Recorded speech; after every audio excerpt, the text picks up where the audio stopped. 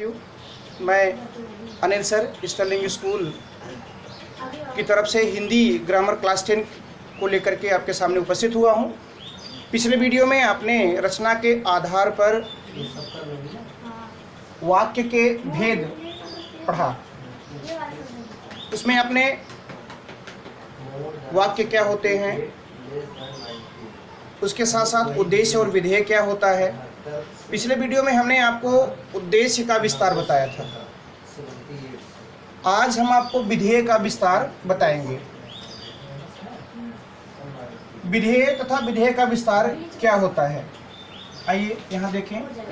वाक्य, पिछले ही वाक्य को हम यहाँ जोड़ के देखते हैं। वाक्य, उद्देश्य, विधेय और विधेय का विस्तार, ये है सब्जेक्ट, प्रीडिकेट और उसका विस्तार कैसे होगा। यहाँ हमने एक एग्जाम्पल लिया, वीर हनुमान ने लंका में आग लगा दी। अब आप पिछले ही वीडियो में आपने देखा था जब हम आपको बता रहे थे उद्देश्य तथा उद्देश्य का विस्तार। अब उसमें उद्देश्य आपका क्या है, वीर हनुमान ने, वहाँ उद्देश्य के विस्तार में यहाँ वीर था, लेकिन वह चीज़ यहाँ नहीं है, यहाँ विधेय के विस्तार में। और देखना है उद्देश्य और विधेय में क्या है। उद्देश्य हमारा है वीर हनुमान ने, विधेय हमारा क्या आ रहा है, आग लगा दी, विधेय में आग लगा दी। लेकिन वहाँ एक बात आ रही है कि कहाँ आग लगा दी, यह जानकारी होना बहुत ही आवश्यक है। कि अब हम आप क्वेश्चन करेंगे कि हनुमान ने आग लगा दी, तो कहाँ आग लगा दी, यह चीज़ जानना बहुत ही नितांत आवश्यक है। अब वही जो चीज़ आपके मन में प्रश्न उठेगा वही विधेय का विस्तार होगा। अब आपके दिमाग में आ रहा है कहाँ आग लगा दी, क्वेश्चन क्यों कैसे करके पूछेंगे तो पता चल जाएगा कि लंका में, हनुमान जी द्वारा लंका में आग लगा दी गई। तो हमारा उद्देश्य वीर हनुमान ने, विधेय क्या हो गया, आग लगा दी। अब विधेय का विस्तार क्या होगा, लंका में। दूसरा एग्जाम्पल देख लीजिए, तेजस्वी चाणक्य मंत्री बनने में सफल रहा। उद्देश्य हमारा क्या है, तेजस्वी चाणक्य, उद्देश्य हमारा है तेजस्वी चाणक्य। विधेय क्या हो रहा है, सफल रहा।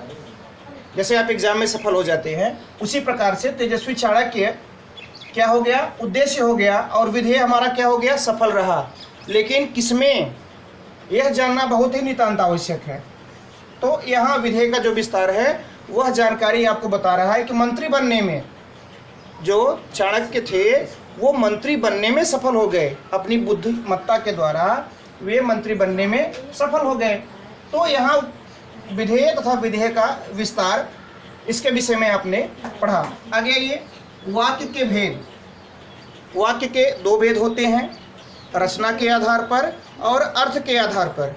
चूँकि आपके पाठ्यक्रम में रचना के आधार पर ही क्लास 10 में आपको पढ़ना है, इसलिए अब उसकी हम आगे विस्तृत रूप में व्याख्या करेंगे।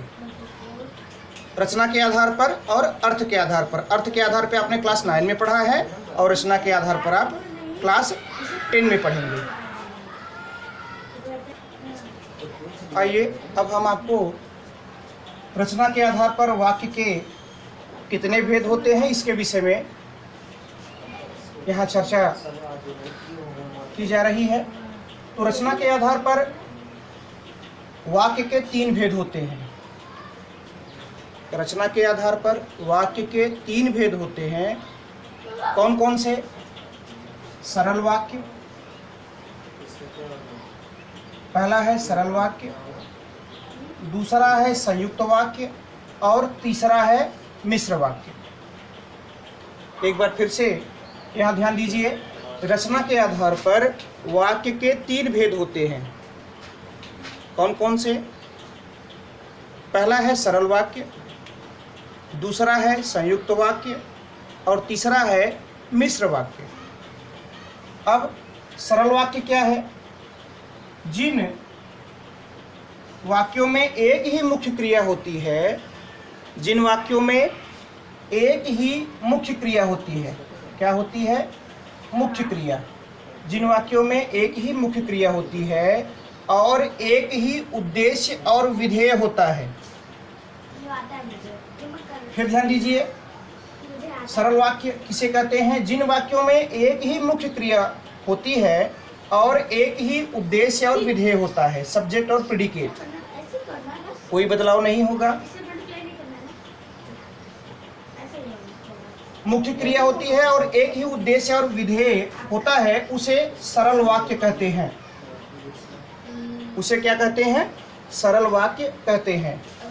जैसे वर्षा हो रही है, यहाँ ध्यान दीजिए, वर्षा हो रही है फर्स्ट उसमें एग्जाम्पल में, तो यहाँ क्यों कैसे करके हम क्वेश्चन पूछ के सब्जेक्ट और प्रेडिकेट का हमको ज्ञान हो जाता है, उद्देश्य और विधेय के विषय में हम जानकारी प्राप्त कर सकते हैं। क्या हो रही है, आपके तुरंत दिमाग में आ जाएगा कि वर्षा हो रही है। दूसरा को यहाँ उदाहरण देखिए, बच्चे मैदान में खेल रहे हैं, बच्चे मैदान में खेल रहे हैं। अब वही फिर से कि कौन मैदान में खेल रहा है, तो तुरंत आप आंसर दे देंगे कि बच्चे मैदान में खेल रहे हैं। यहाँ एक बात और ध्यान रखनी है कि इन सरल वाक्यों को, जो सरल वाक्य होते हैं, उन्हें साधारण वाक्य भी कहते हैं, या सरल वाक्य को साधारण वाक्य के नाम से जाना जाता है। सरल वाक्य को साधारण वाक्य के नाम से जाना जाता है। आगे, मुख्य क्रिया के अलावा जो पद क्रिया के सहायक बनते हैं, पुनः एक बार ध्यान दीजिए, मुख्य क्रिया के अलावा जो पद क्रिया के सहायक बनते हैं, उन्हें सहायक क्रिया कहते हैं। मुख्य क्रिया के अलावा जो पद क्रिया के सहायक बनते हैं, उन्हें सहायक क्रिया कहते हैं।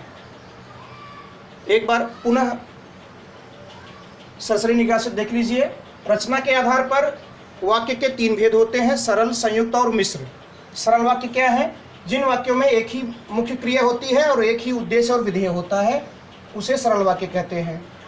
एग्जाम्पल, वर्षा हो रही है, बच्चे मैदान में खेल रहे हैं। सरल वाक्य को साधारण वाक्य के नाम से जाना जाता है। मुख्य क्रिया के अलावा जो पद क्रिया के सहायक बनते हैं, उन्हें सहायक क्रिया कहते हैं।